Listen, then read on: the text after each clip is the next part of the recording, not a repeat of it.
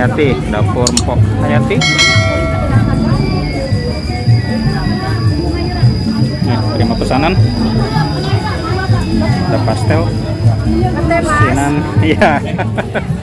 Nasi bakar. Beli satu dapat satu. Beli satu dapat satu.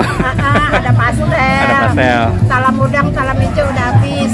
Wah, udah siang ya. Udah siang pada habis ya. Kalau saya kuliner Betawi.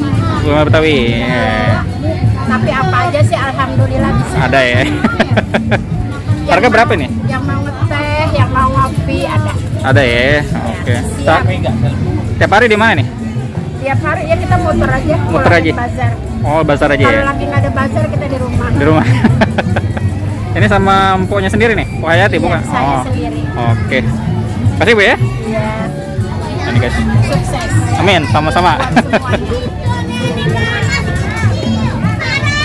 Oke, ini manisan kolang-kaling. Dodolnya? Dodol. Dodol Zakia. Ada macam Zahia ya. Berapa harga? Untuk ini 15. Ini 15. Ada 3 rasa.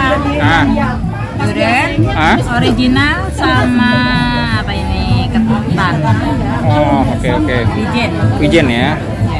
Kalau ini geplak. Geplak ya. Geplak 20.000. 20.000. Ya. Oke. Salamnya. Ini apa nih? Ini dodol. Oh, dodol juga. Juga cuman 5.000. Oh, 5.000. Oh. Ya.